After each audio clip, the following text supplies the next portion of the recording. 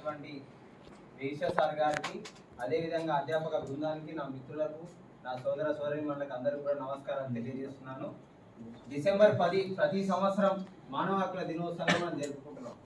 ఈ ప్రతి సంవత్సరం ఏదైతే దినంగా జరుపుకుంటున్నామో దానికి సంబంధించినటువంటి ప్రాముఖ్యత మనం ఎంతవరకు పాటిస్తున్నామనే మనం ప్రశ్నించుకోవాలి.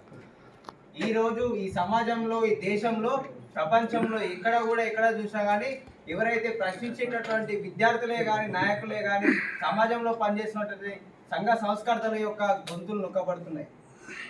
ఇదందరూ దృష్టిలో పెట్టుకోవాలి.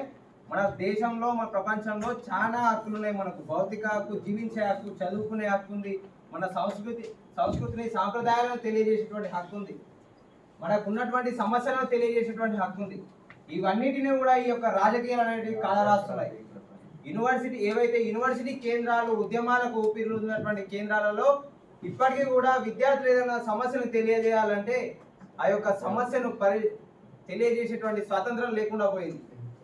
అడుగడుగున రాజకీయాలు, అడుగడుగున ఒత్తిళ్లతోటి విద్యార్థులు తమ సమస్యలు చెప్పుకోలేకపోతున్నారు.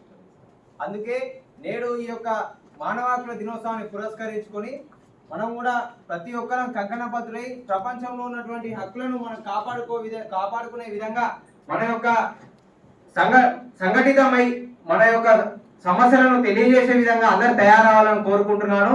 అంతేకాకుండా మనకు రాబోయే రోజుల్లో ఇక్కడ నుంచి చదువుకొని వెళ్ళిన తర్వాత సమాజంలో అనేకమైనటువంటి ఒడిదుడుకులను ఎదుర్కోవాల్సి వస్తుంది.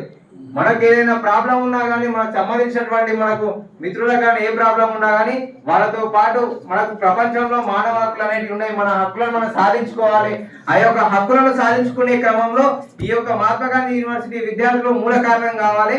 ఈ తెలంగాణ రాష్ట్రంలో ఉన్నటువంటి అనేకమైన సమస్యలు ఉన్నాయి. విద్యారంగ సమస్యలు కాకుండా సమాజంలో జరుగుతున్నటువంటి సమస్యలను మనం గుర్తించి మనం ముఖ్యంగా ఇప్పుడు సమాజంలో మనకు ఆవశ్యకత ఉన్నదంటే ప్రశ్నించే హక్కు.